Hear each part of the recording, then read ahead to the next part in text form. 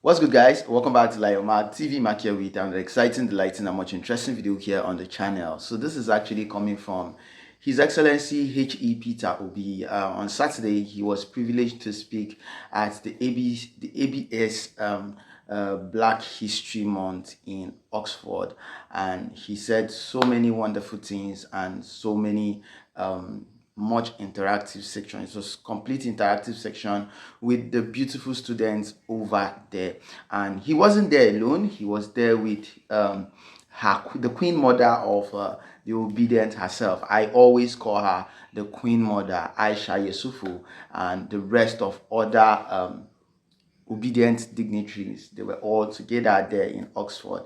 Anyway, let me just allow you watch the whole video. Take your time, watch it. Don't forget to subscribe if you're new here. Drop a comment in the comment section. Nigeria called Onitsha. And I went to my primary school in that city. Of course, my secondary school. I went to University of Nigeria in Soka. And thereafter, I'm basically a trader. That's the only thing I do. I trade. I was just sitting them upstairs when they gave me some biscuits to eat. I said, wherever I go, I want to take the pack of what I've taken because I want to know whether I can sell it to make some money. So basically, I'm a trader. And I've done programs in different schools, which one of them is, I was telling her when I came in, I said, the only modern school in Oxford is State Business School. Every other building is old. And I want to tell you the history of the building. Because I spent some months here at State Business School, and they were taking us one college or the other, telling us this one is 13th century, 12th, I said, that's the only one that is modern. And that's the only place you get parking space. There's no parking space anywhere in Oxford. So basically, and why am I getting involved in politics? For me, life is about being human. Life is about trying to, the only thing you add in life is when you help to build another society.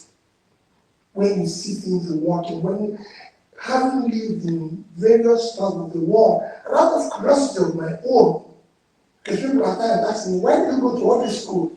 I said, after being in school in Nigeria, I asked myself, I want to know what makes this school different.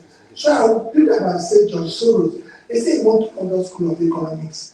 I look for a program in London School of Economics and go there. Maybe I read about Warri. They say he went to Columbia. I look for a program in Columbia. Oh, this person went to Harvard. I look for a program. And that made me to now be in Seattle, IMD, Kellogg, everything. So that's just out of curiosity. Let me know where there's special thing in their brain. And when I go there, I find out that no, it's the same thing. So that's why I went to all the school. Basically, my job as a trader went into politics.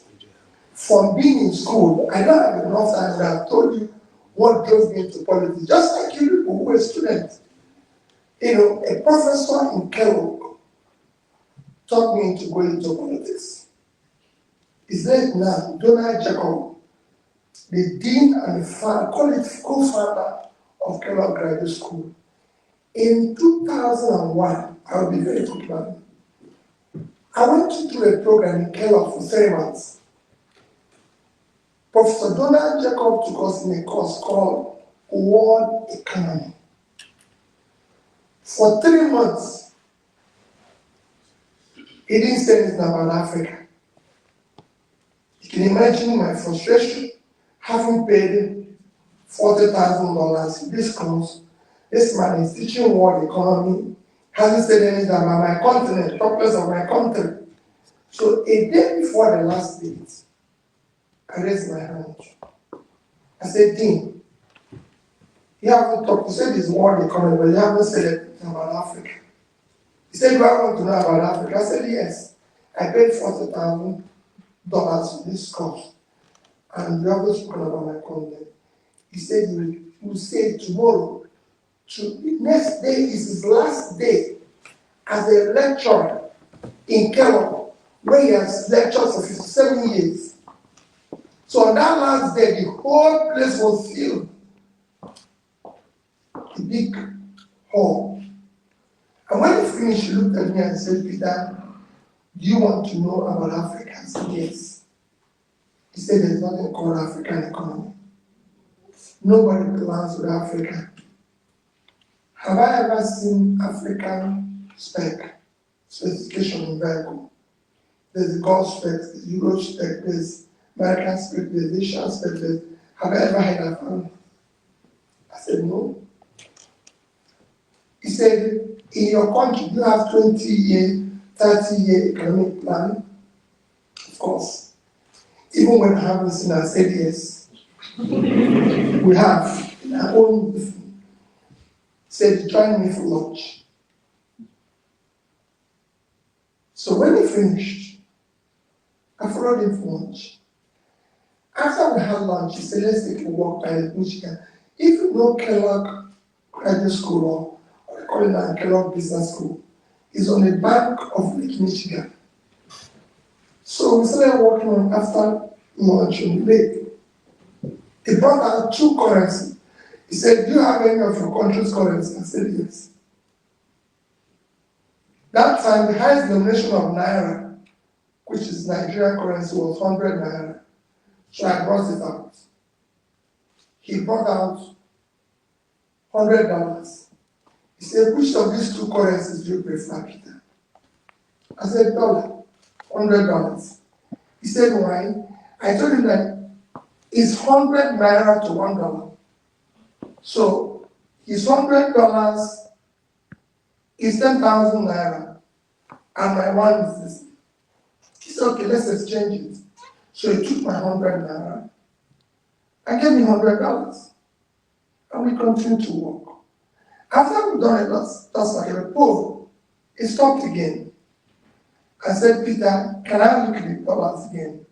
So I brought it out, feeling, please don't take it back, because I've just gotten 10,000 Naira. So he said to me, tell me, Peter, which of these two currencies do you prefer? I said again, the dollar. Why? I told him the reason again. He said, let's sit down. So we sat down in a bench, watching the lake. He said, young man, I've been a lecturer, I've taught in Kellogg Graduate School for 57 years. Today is my last day. You own and have been involved in economies all over the world. The only reason why you prefer another country's currency to your currency is the amount of faith you have in your country. The economy is driven by faith. And what drives that faith is hope. Because there's no hope in your country, you don't have faith in it. So you prefer another man's currency. If you go around, British people keep their money in British pounds. Italians, there was no euro then. Italians keep their money in lira, even when the rate is almost any rate. Chinese in Chinese yuan, Singaporeans in Singaporean dollar, Malaysians in ringgit, Germans in Dutch. I went around and I said, but because you don't have faith in your country, you prefer another country's currency. Can I ask you for a favor? I said, yes. Can you go back to your country? Before you ask me that favor, you ask something. From your profile, you are a director in a T-quoted company, you're even a vice chairman of a bank. Are you worth $1 million? And I said, yes. Are you worth 2? I said, yes. Are you worth 5? I said, yes. He said, you don't need to. If you're worth $5 million, you can actually live your life for the rest of your life without making more money, because you have enough food, enough to move around. If you invest it properly, it will be giving you all you need. The rest of the money after that is the one that is in the bank, and the bankers are using it to do that. I'm worth about the same thing. Can I ask you a favor? Can you go back to your country and participate in building public wealth? Go who are serving government, public wealth enriches everybody. Individual wealth impoverishes everybody. That's what I'll leave you with. That was where we stopped. And I had his $100. Said I should keep his $100, which I was very happy to keep. I left Kelo the next day. I went back to Nigeria. There were a series of issues that happened, very sadly. And I decided, and I come home, you know what I mean? I came home to my wife and said, listen, I'm going to go to my state and contest for governor. Up to then, I never voted. Never had anything to do with politics. And you know what it means to have a young marriage and you're telling you, say, Peter, are you crazy? What is happening to you? She started calling everybody. Doesn't know what are you feeling. Peter said he's going to the village to go and contest to be governor. Instead of investing in money, there's an investment we were trying to do then, that if I had invested today, I would have worth millions of dollars. I said, see this money, I'm going to put it in politics. I've stopped investing. And it was one of the most difficult things that happened in my life. But looking back now, as difficult, with all the things I've lost, I have a sense of fulfillment that at least I can say, I changed this, I changed this, I changed this. And even still participating in it in Nigeria. When I was coming here today, somebody asked me, said, how do you feel about contesting election for the office of the president and what has happened in everything and what I said, let me tell you, we're just beginning. We won't stop until we dismantle that crime scene. And we dismantle it. So that's basically how I feel. For me, we need to all come together and make Africa work, make Nigeria work, and make collectively the Black world work.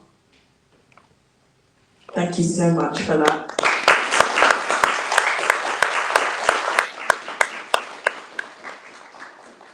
My next question is actually, you kind of spoke about the economy and like how it got you into politics. Currently with the rate of Naira being really high compared to like pounds, what do you think would be the best policies to make sure that that is better and the Naira is stronger? And B, what do you think about the current government's kind of take on that? Well, for me, it's very easy. First, you ask yourself, what drives the rate of your currency? It's a very simple answer. Your reserve. What drives your reserve? Your exports. Countries have been in where we are today. It's very sophisticated. If you look at my campaign, I insisted we must move from consumption to production. Simple. There's nothing wrong with entire Africa. Entire Africa, not just about Nigeria. What is lacking is one simple thing: leadership. You can turn it around in a small space of time. With effortless ease. I was discussing with somebody, I think it was this morning, and I said, listen, you have a situation, if I take the entire, I'm talking about the entire Africa now, because I'm sure so many people here are not from Nigeria. Am I right? Are all of you from Nigeria? Huh? No. Thank you. So we have 4 people from, where are you from? Somalia. Huh? Somalia. Thank you. The entire Africa, let me just compare the entire Africa so you see why we must do more. Today, Africa remains the only unexplored, unproductive continent.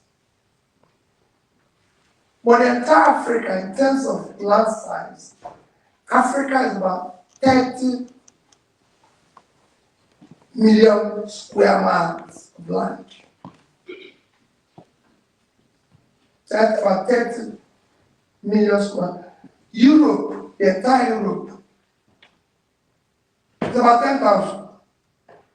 They're all 10,000 point something, and then this one is 30,000. So Africa, in terms of land size, is 3 times the size of Europe. In terms of population, the entire Europe is about 743 million. We are 1.4 billion something. So we are twice their size. And our youth population is unbelievable. Not from here. But when you now compare the fact that if you look at our economy, the entire Europe GDP is about 16.6. And we are 2.2. So we're 8 times that. And what is making that? Just because they're productive. So it's managing your rate of exchange is not a rocket science. It's fact that you have to produce and export something. By that, you increase your reserve, and if you increase your reserve, you manage your rates. The rates will come to what it's supposed to be.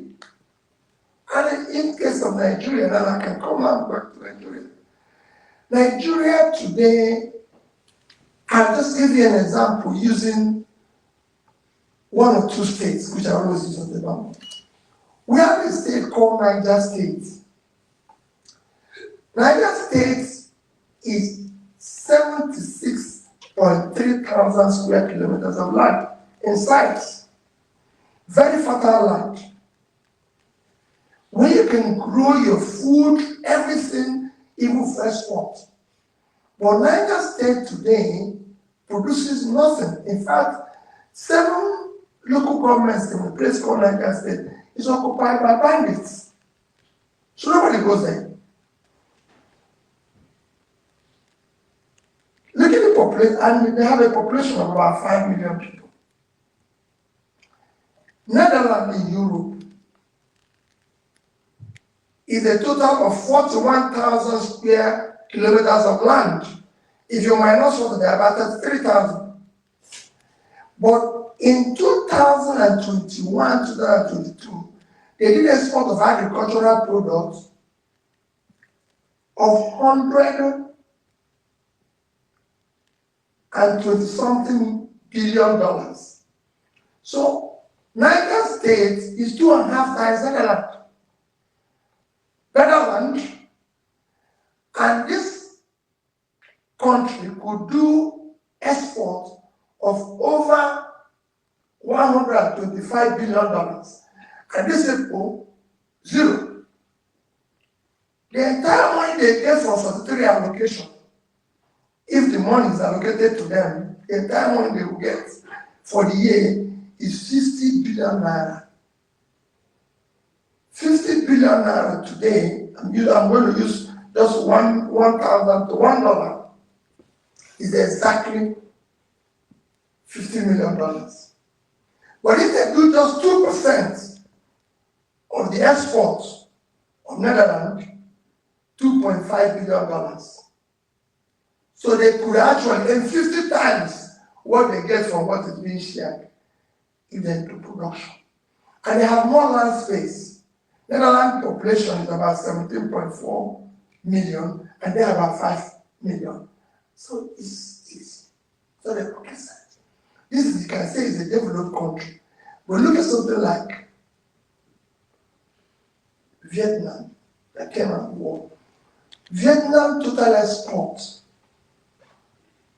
is over $400 billion, about $400 billion. Nigerian total export is about $40 billion. So we can't even do 10% of what Vietnam is doing. Vietnam is supposed to be the third world. They are 100 million people, so they are half of our population. And the total land space of Vietnam is 331,000 square kilometers of land. So we have to widen 3 times, because we are at 923,000. So we have 3 times the land space to widen their population, but look at the export. So it's not a difficult thing. What is difficult is that In Africa, the leadership and politicians have turned this space, including Nigeria, into a gigantic criminal enterprise and refuse to leave so we can build the country. And yet, it was putting Africa to putting them.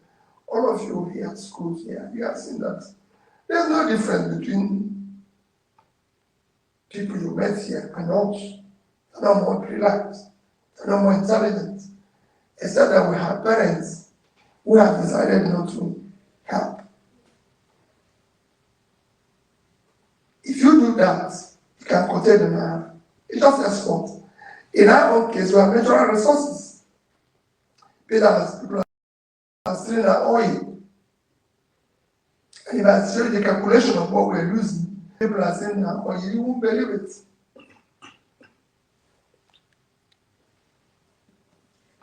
Thank you so much.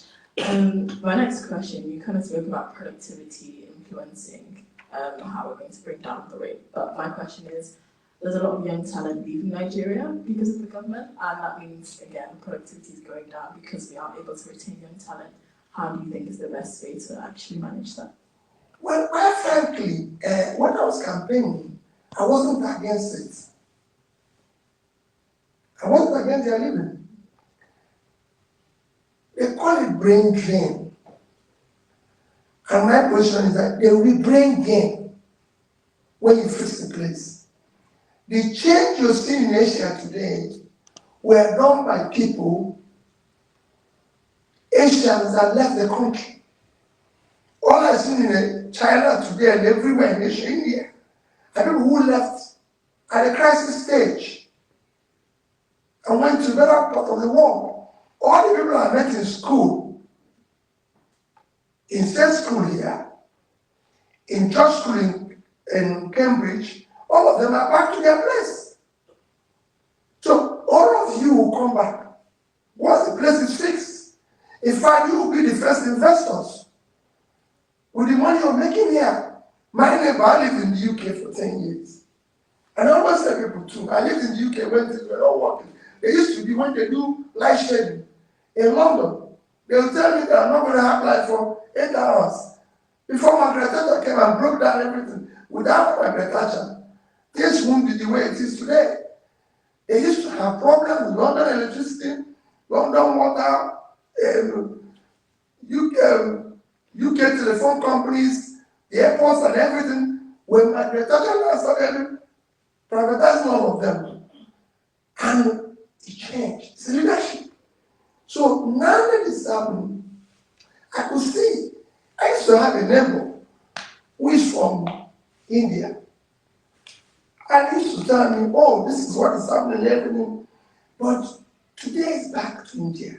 Same thing goes with one of the fastest growing economy today, or countries today, is Bangladesh. I was in Bangladesh in 2009 when the present Prime Minister started. Rather, you will not believe it. Then their per capita and their GDP was 1/3 of Nigeria. Per capita. Because we were about 2,000 and something. They were 700 and something then. Today, it's amazing where they are.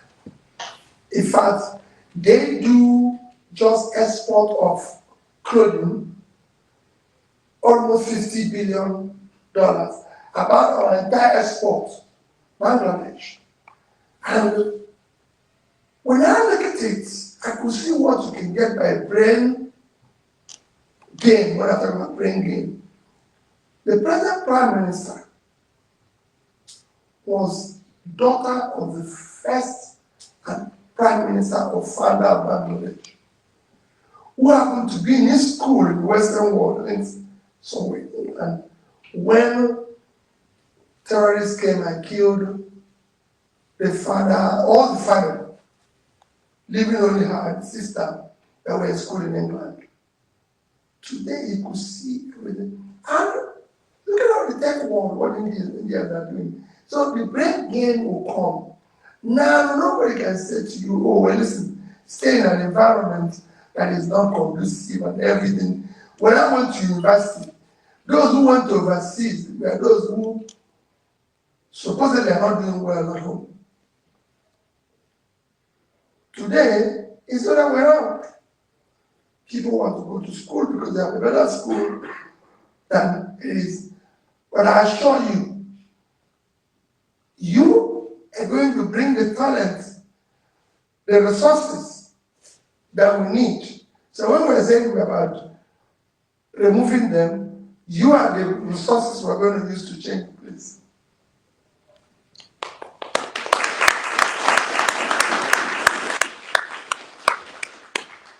Thank you so much for your answer. You kind of touched on this question beforehand, but just in terms of, I know the Supreme Court recently ruled against the appeal for the presidential. Or do you want to talk about it? You don't have to, but if you have any thoughts you want to share on it. Well, I have made comment on it, and I don't want to make comment on it. I will even try to make comment on it. Just that's fine. I just plead to be excused from this one. But I'll make comment on it, and you will read it, and you'll see what it is. Of course, no worries. So at this point, I just want to open it up to anybody in the audience who has any questions that they would like to ask. I think you mentioned like the example of a place like Vietnam, for example. So you said the example of a place like Vietnam and other countries, and talk about their economic growth. I guess a question I wanted to ask is, in terms of like regional cooperation and, for example, trade between African countries, that's a major thing which is lacking. How do you see that potential future when it's more intra-African trade happening? What needs to happen for that to be the case? Thank you. Intra-African. Next one. I wanted to ask, like, Speak louder, please. as young people in the diaspora right now, what do you think we can do as, like, to be able to help, or like, to be able to help Nigeria? Can you take one more question? Yeah, so this is just an intro. Recently, we saw like a wave of coups that happened across Francophone Africa.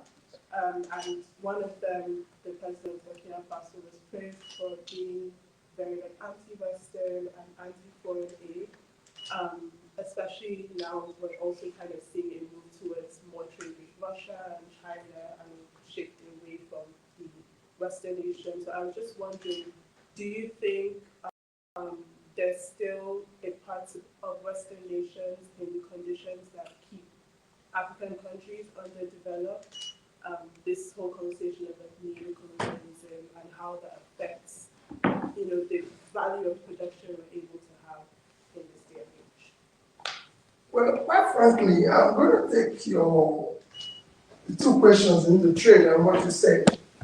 The history of the black man, quite frankly, has been history of being less human. And we have to face the fact, being less human, being not equal to other races of the world, from slave trade to colonialism to such exploitation of making people feel inferior and everything, which happened even in the streets of Western world and everything, where people feel okay,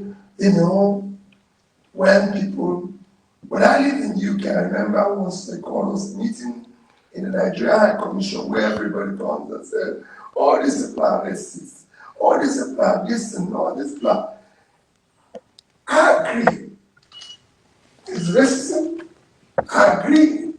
There's discrimination and everything. But I always say to people, if you feel that racist, go back to your place where there's no racism. And that's the only way to solve it. If I come to somebody's house and he doesn't want me, I go home. But if you can't go home, well, it's not any condition that he gives you because that's it. So I live here, and I live on any condition. I didn't have to complain because if it was good for me, I would be here. So, simple. Yes, what you say, there is still, and that's what I'm trying to tell you. Now, It has to do with leadership of the continent of Africa. Africa has the youngest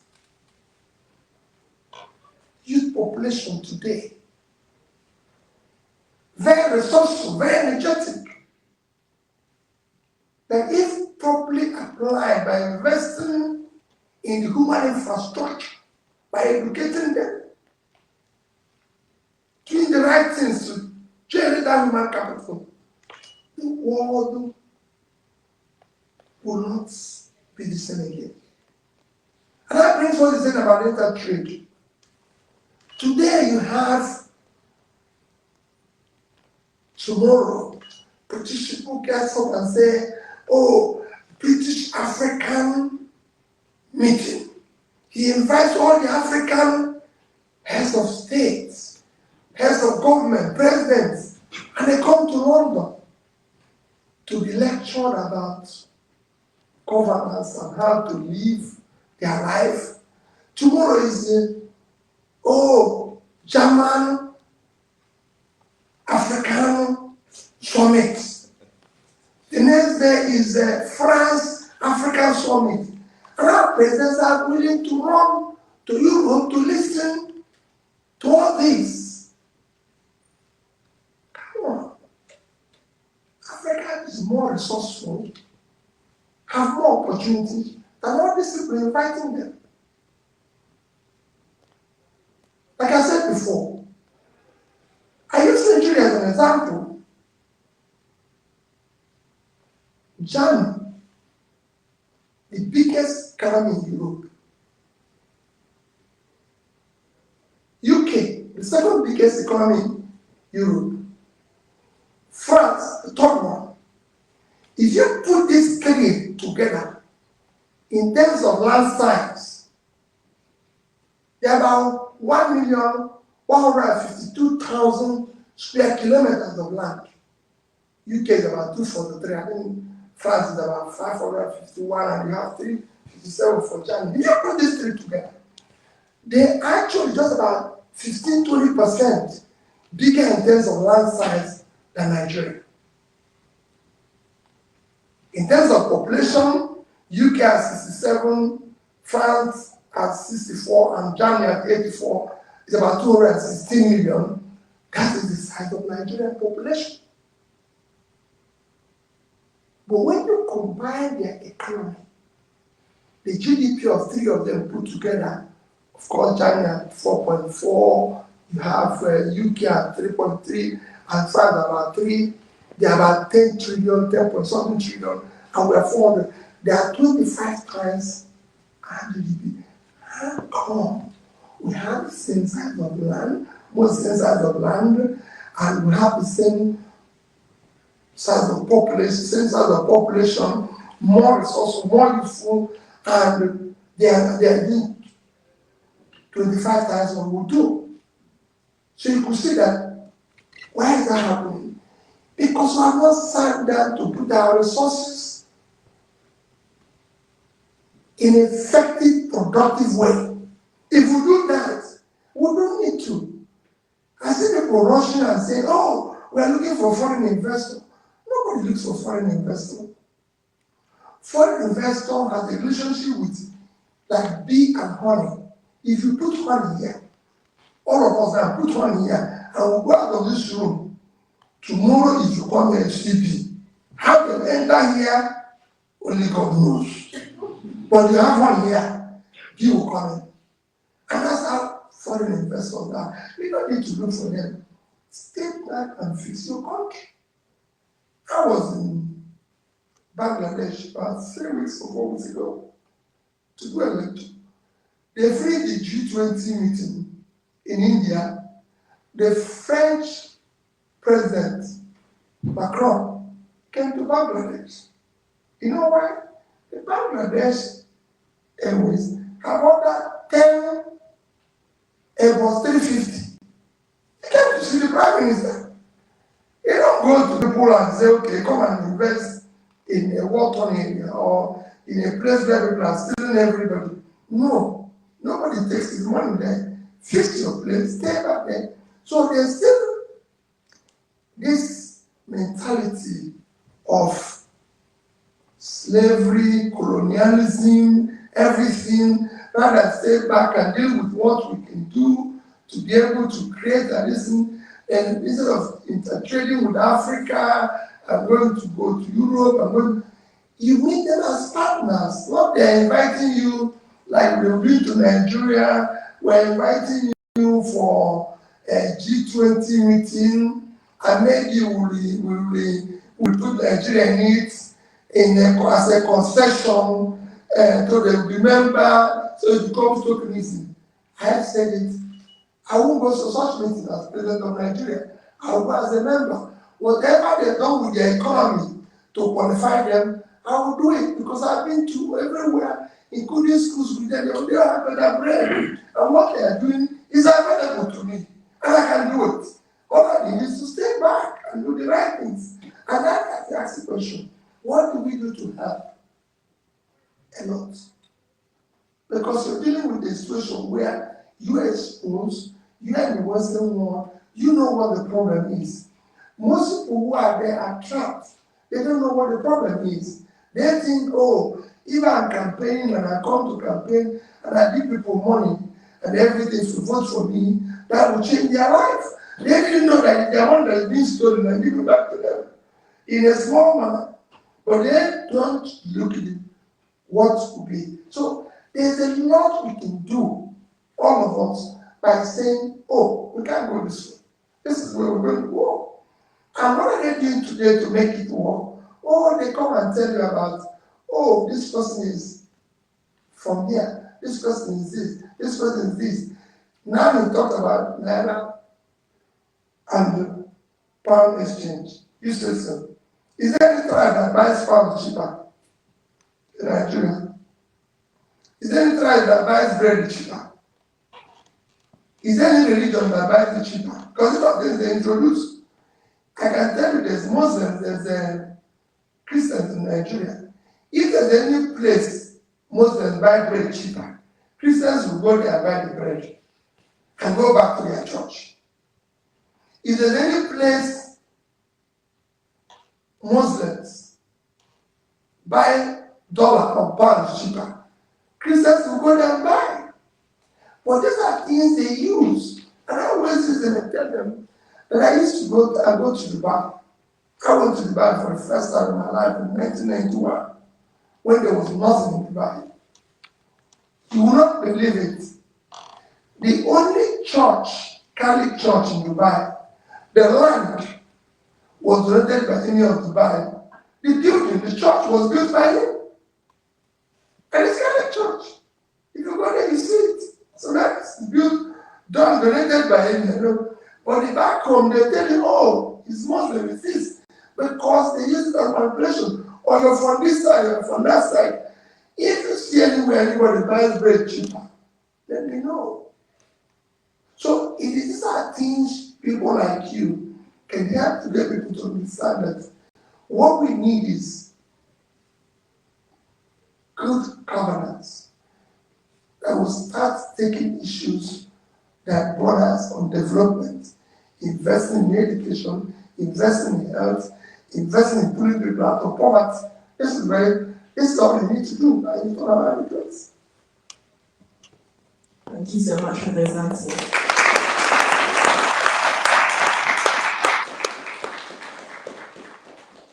Do we have any more questions in the audience? He didn't ask his question. It was asked fairly well by the host. That's I fair. did want to expand a little bit on the front of economic liberation. I'm not African myself, I'm originally Iraqi, and we have a kleptocracy, so I can comment on Nigeria. But you mentioned fixing the country, solving the issues and stuff like that. And I just wanted to ask, I guess, if you had 3 steps for actually fixing the country, maybe expanding on that, fixing the country and freeing itself from this economic neo-colonialism, what would those 3 steps be? So that us Iraqis can maybe take a lesson. Well, I just say it as I'm concluding. Studies have shown that more educated a country is, the more developed. It's a class one. So you need to invest in education because your human capital is far more important than your physical capital. You know, in Nigeria, if you're elected in government, you can start just building school, start constructing, really anything, and people celebrate you. But the actual thing is that you need to invest in education.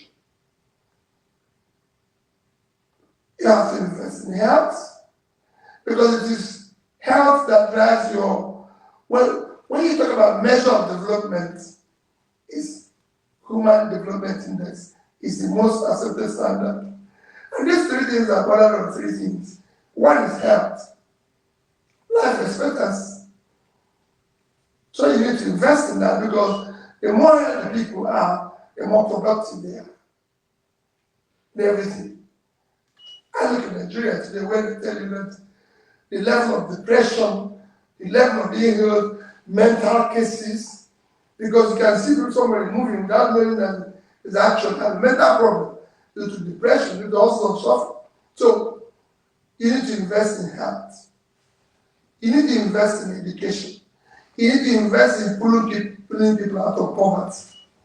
And that is not, again, I always use Nigeria as an example, is that you have a critical position where you have a pool of youths that are talented in everything, but there's no fiscal measure to support what they're doing. In this country, for example, and I use this country for example, the engine of growth is in SMEs, small businesses. And small businesses, whether it's in America, everywhere, as young people, that's where innovation is, that's where technology is, where all that. Above all this, one of the biggest contributors to the Western world economy is actually what we can call intangible assets of law and order. If I do business here, if I do things here, I'm sure that if anything happens, I can go to the police, I can go to the court, and I can get court will interpret it in a way that is favorable. In our place, I don't know whether it's something, it depends on where you're coming from. So somebody can just go out there and then do something very ridiculous and get away with it. Another person will do it and go to jail. So, but there's law and order. People, I was doing a joke about a month ago, and I said, someone, let me tell you. In my country, I can shout at my wife. I've never done so. Very careful. I always say to people that, so I can shout, I can do anything. I can even, if it's like a distance, I can even beat her. And she can't go to the police, she cannot do it. But in London, I can't take that risk. Because if I shout at her, it goes to police will say I should leave my house and go and stay somewhere else. But in my country, she has to go. Because I have people who even say, this woman, she's causing trouble. So let I just leave this house and go. Same thing. So the law and order also has its own contribution on how people behave. I cannot do what we call Nigeria one way. This is the road and I put this drive on this road because I know that somebody is going to stop me. No matter how good, how big my car is, the police will say stop. But if I do it, Nigeria say, it's fit and let him go. So there's the behavior, the character, the behavior, conduct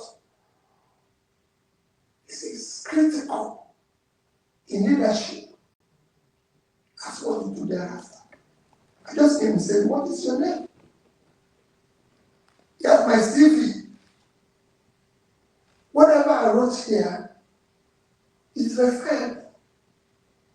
And if any of them is not true, it's very important when it comes to issue of leadership. It's not something that tomorrow you say, oh, but I say, what is in it? You know, what is the fact that I was involved in rape in university? What is involved that I had, you know, so you kind of, so that is not an issue. Oh, he cheated when he was in school. Oh, he was an armed robber yesterday. So today is changed because he's not the governor. It's no longer, these are issues that have defined that we need to overcome. I must say, I have a lot of Iraqi friends, you know, while I was in school, different places, including my accountant and in London and everything. If you see today, let me give you an example today. There's more protests in Iraq than there is in Africa. You know why? Because Iraq is more educated today than the way it is today. You're protesting when your per capita is over 5,000. I'm sure those communities should be 5,000. We are not protesting when we are 1,000 and something because of education. The more educated you are, the more you say, well, listen, I can't take this, you know, but I can, that is source of development. So we do the right things. Thank you so much for that answer. Just rounding up, I have two last questions. So you talked about at the beginning that this is only the beginning for you after the election. So what's next for you? You can imagine that. I'll leave you to guess it. What do you do after this? For me, I want to spend my life, the rest of my life, in helping to build a better society.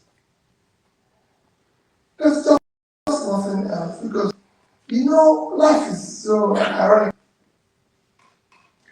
And when I was growing up, I used to look at people who are eating very good food, maybe go to a restaurant where you have all sorts of meals, eat anything, any meat, anything, drive all sorts of vehicle where you have, oh, this type of vehicle, this type, and you're saying, where will I have money to be able to buy this? Where will I be able to do this? And of course, by His grace, because everything in life is by grace of God. For me, I'm a Christian. By His grace, I have money where I'll be able to buy. Okay, get some Mercedes, big base of BMW, this. Then you get to a stage, those cars make meaning to you any longer. Because for you, you just want to transfer from here to here. Then you now have money to be able to eat everything. The doctors are now telling you, don't eat this, don't eat this, don't eat this.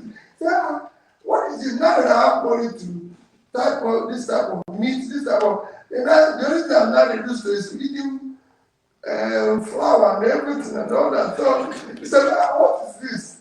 So you can't even eat those things you want to eat. So they make no meaning to you.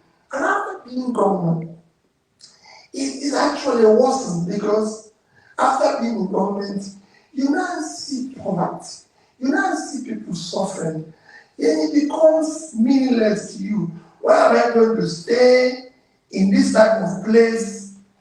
You know, I travel now, and people say to me, I'm talking with people in the car, even as I'm coming here.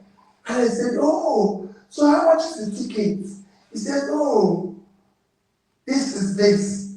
This first class is this. Business class is this. Economy plus this. So for me, that was, as a young man, flew first class, Nigeria was, today I can't do it because when they tell me the cost, I said, okay, if I fly this one, I will save this amount.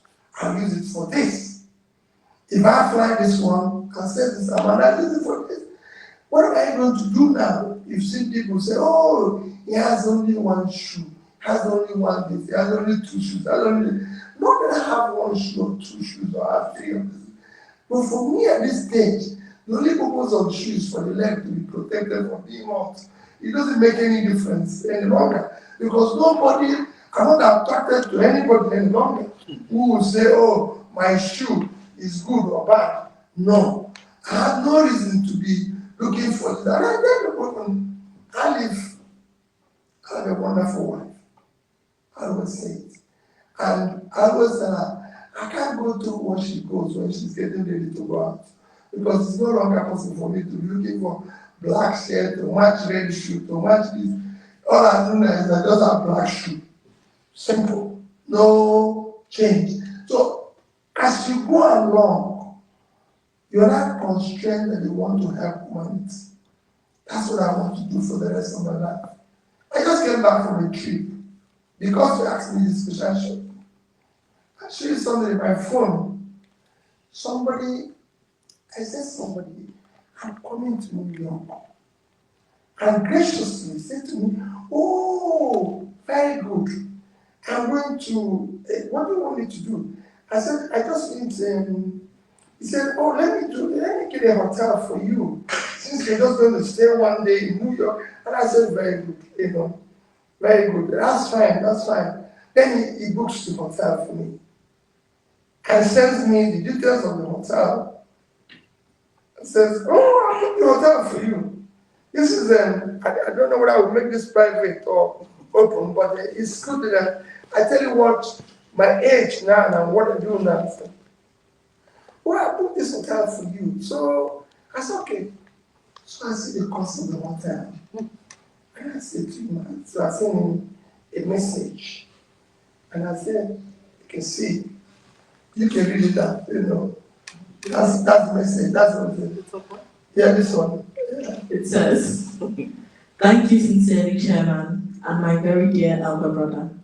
But I wish to respectfully appeal that this is expensive. There must be a room below $500, all inclusive, in the same facility, or we go for a lower brand of their chain, i.e. Crown Plaza Holiday Inn. Looking forward to meeting you as directed. God bless you always. So I said to him, listen. He said, no, you're safe. I said, listen, sir, I'm not going to sleep. What you pay now can keep me awake. It's because, but this is what you aim when you're young. I want to sleep in the streets. I want to have the best of it. But then things, it makes no meaning. Half of what you paid, I can give to somebody who needs it for his life. So I don't need to. Nobody, you like that, I don't know where I slept last night. Do you? You don't know.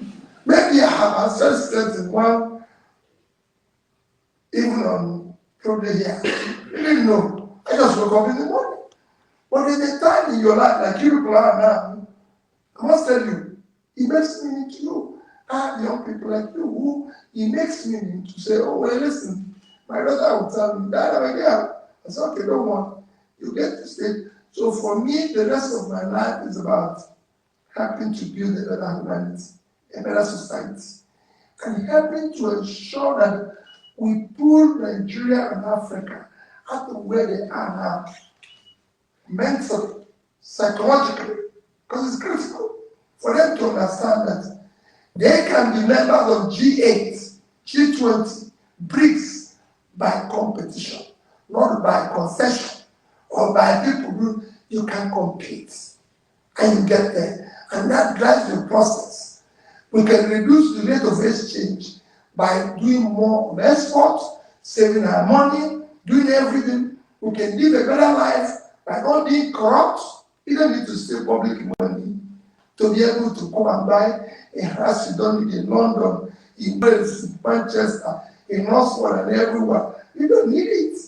I was there in Oxford, like I said, for months. I was in Cambridge for months. You don't need to, I just paid one small corner, and after that, here you go. So you can do all that. And that's what I want to do. Going around, trying to, coming to see you. Where's the organizer? Okay, you don't say you're here. When they invited me for the people said, what are you doing? I said to them, I told him something when we were there. I said, even if I just see 10 people, I'm able to speak to them, maybe achieving to. That's the change I want to do for the rest of my life.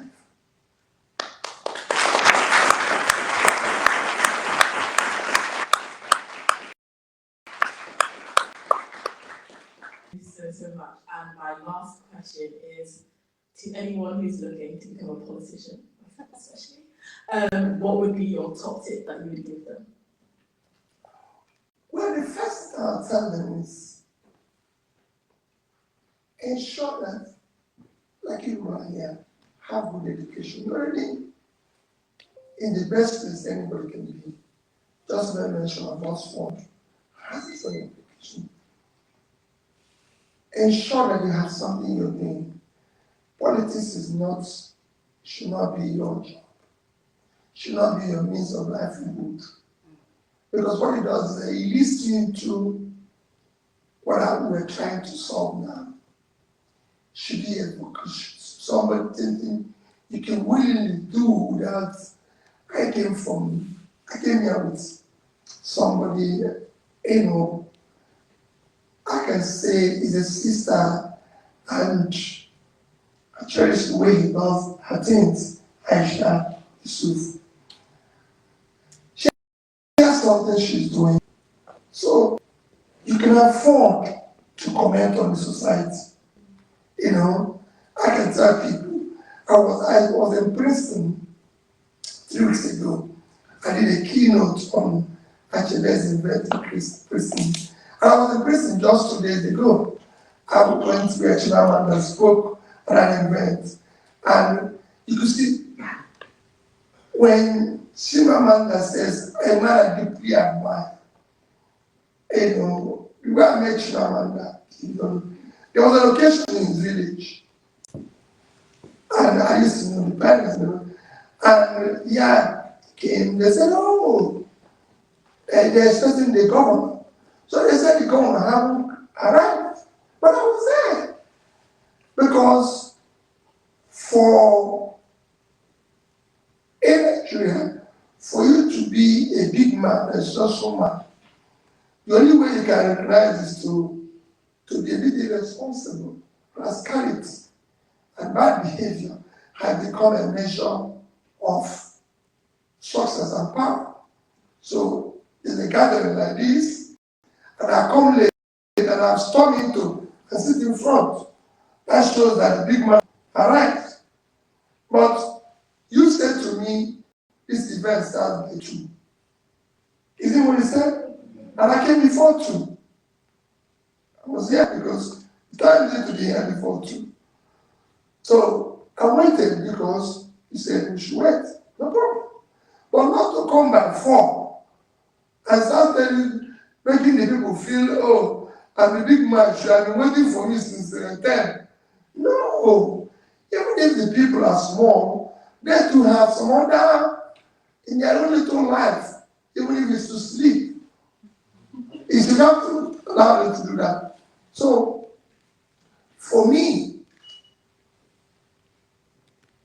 that is, I don't know how I'll put it there. For me, if I go back to your question again, which was then? What was the last question again? Top tip for people getting involved in Yes. politics. For people who are getting involved in politics, please, just ensure that you have a life. Before going into it, don't take it that this is what I'm going to do, so that you don't have a life. Do something. Like I can tell people, I have something I'm doing. I will talk into politics. I have 2 young people in my house. And they are graduates, so they're, was asking somebody today whether Oxford is good in philosophy. I read philosophy in Soka. My son left philosophy in Bristol. That was asking about philosophy in Oxford, because I know they're good at history. But what am I trying to say? I won't talk them into going into politics. And I tell them that, don't look at me. I'm the politician, you're not. But go and find life. Start doing something. It gets to a stage in your life where you must have done something that can bring in a bit of success that you can go back to. I'm a lawyer, for example. If this can do this and go back to, but when you turn it into love, things difficult. Again, we'll get to that stage where people have done it in the Western world here, where they do a bit of working and then continue a life of politics. But they usually go back to where they're coming from. So my tip is get a life and then wait until it becomes even a better world to go into. Today, you won't compete in it. You won't want to be part of it. But let's just destroy yourself.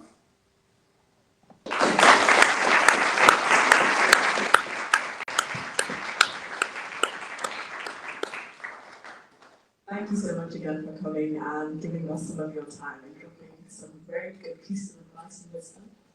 Thank you very much.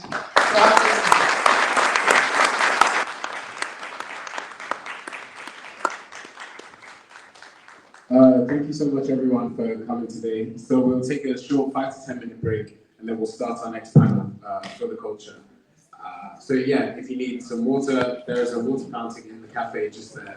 Or if you need the loo, there are stairs going downstairs. And we also have some biscuits we'll bring down to you guys.